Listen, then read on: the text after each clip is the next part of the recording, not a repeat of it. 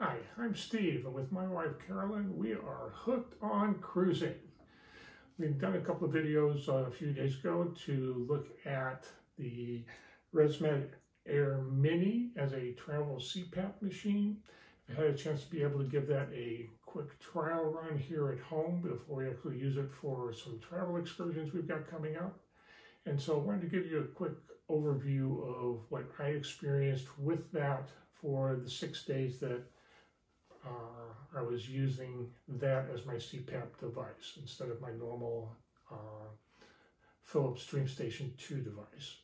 So what I did with it was, instead of using the DreamStation, the new ResMed, this little fellow right here,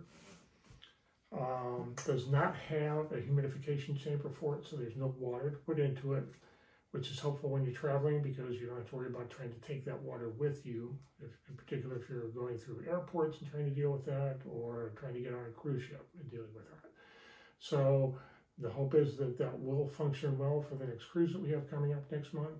And the trial was a chance to try and make sure that it does function okay, and I am willing to use that for travel before we actually try and take it on board and then decide while we're in the middle of the ocean that we really don't like it, we need to find another CPAP machine, because that's not going to happen. So the attempt that we made with this was that there is an adapter, and I think, as I mentioned previously, the hose that connects to the ResMed has got a special adapter to it that is different than the standard adapters that you see on most CPAP devices. So it's customized to the ResMed Air Mini. It's got obviously special tubing to be able to deal with that, special mask to be able to deal with that. So what I tried initially, there is an adapter to allow you to use your normal tubing with it and your normal mask. So for the first 2 nights, that is what we did, was to plug in the normal tubing with that adapter on it, using my normal mask. What I decided was I was not particularly happy with that configuration because I was extremely dried out in the morning. Actually overnight was dried out enough that that was waking me up several times during the night. So I decided that probably wasn't going to be my best choice for trying to use this particular CPAP device, whether we're cruising or any place else we'd be going on vacation. So after those first 2 nights, decided to switch back to the ResMed's provided tubing and mask, which is a little bit different than the mask that I normally wear. First night with that was a little bit on the rough side. We had used the connector that came attached to the headgear, which was a medium-sized nasal pillow. I normally use a small, and was awakened in the middle of the night by my wife saying, "That thing is so loud, can you do something about it?" We switched to the small nasal pillow from the medium size. That seemed to address that particular issue. So there's apparently some air leakage around the nostrils that was making enough noise to disturb my wife. I was also noticing I was reasonably dried out in the process. I was probably around like 2 o'clock or so in the morning. So we switched to the small nasal pillow instead. Also added in, they have what they refer to as a HumidX humidifier attachment that you can insert into the connection between the hose and your mask, and it looks like this. There's basically 2 different versions of this. There's a regular HumidX filter, which is what the blue one is here. There's also a gray one called a HumidX Plus, so it's supposed to provide better humidification. So we went with the standard version, which is what they suggest for initial usage. Try the HumidX and see how that works. If that's still not getting the humidification you want, you can try moving to the HumidX Plus. That seemed to work better than not having that in place. So I was getting a little bit better results with that. So after the 3rd night, which was the first one with this mask, adjustments needed for the nasal pillows, that was kind of a rough night for both myself and my wife. Nights 4 through 6, we used that same configuration, the small nasal pillows with the HumidX inline. And the comment from my wife was, "Yeah, it's almost like your normal run." So from her perspective, she could actually get a reasonably good night's sleep. That's a good thing. Obviously, me getting a good night's sleep as well is useful. What I found was that with the Humid X filter, instead of the Humid X Plus, I wasn't getting as much humidification as I would have liked. Was waking up with a dry mouth and throat in the morning. And that's something I'll be keeping an eye on when we actually use this for real on our next trip. We will probably switch to that Humid X Plus filter instead, and that will hopefully give me a little bit better humidification, and we will look into what other options I might have to try to get a little bit better humid air while I'm sleeping at night. One of the other things we had done after we had gone through that trial process for 6 days was to look into some options for what we could do for sort of storage of the CPAP device. And there's actually a thing that ResMed sells, which is sort of a holder package that you can buy. It comes basically as a sort of a multi-part thing here. There's a little adapter that you can hang either off of a drawer, a drawer and a nightstand sitting next to the bed, or perhaps on a door, if it's a door instead of an actual drawer that you're dealing with.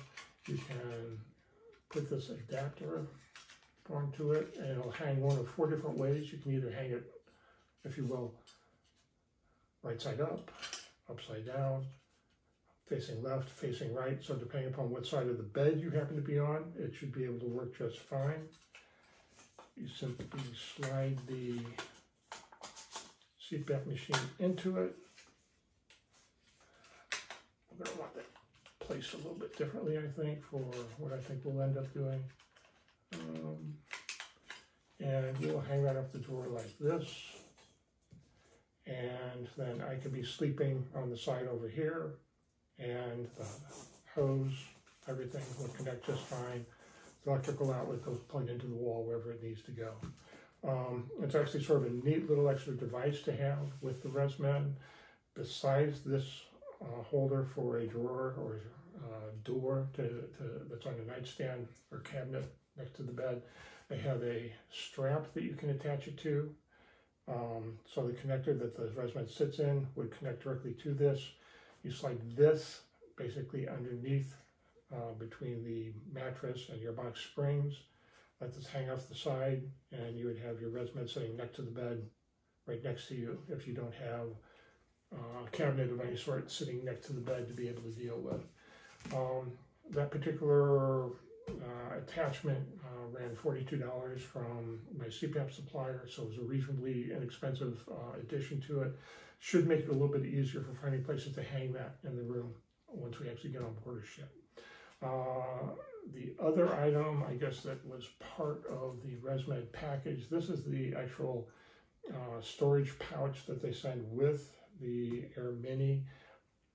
It will hold everything that you need, so you can get the ResMed in there, the power supply, your hose, your mask. That would all fit in here. It's reasonably tight, and as I had mentioned in a previous video, what I will end up doing is taking one of my standard ResMed, or excuse me, DreamStation storage units with this, so that I can throw my 15-foot extension cord in there, my 3-way adapter for electrical outlets, depending on what we run into from electrical options in both hotel rooms as well as on board a ship. And the ResMed will fit in there very easily, along with the rest of the options here, and be able to do what we need to do. One of the things that ResMed does provide is they do have an app.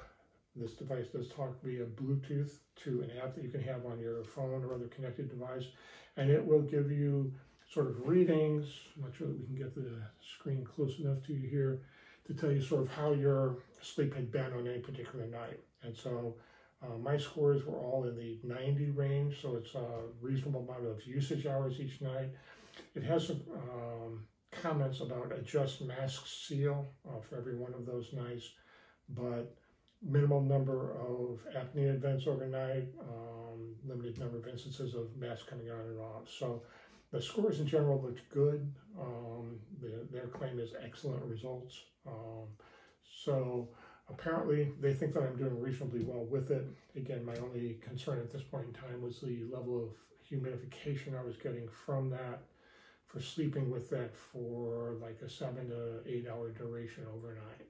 But all in all, it had worked very well for me. I am happy with the device. It should work well for travel as long as we can get that humidification issue under control.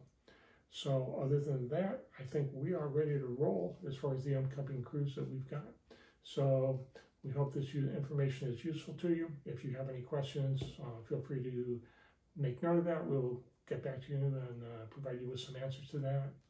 If you find the information useful, feel free to like this particular posting and subscribe to the channel so we can keep you up to date with results after we get back from the cruise, how everything had actually worked out in a real life situation instead of my own normal bedroom. So we'll be more than happy to provide you information on that when it's available.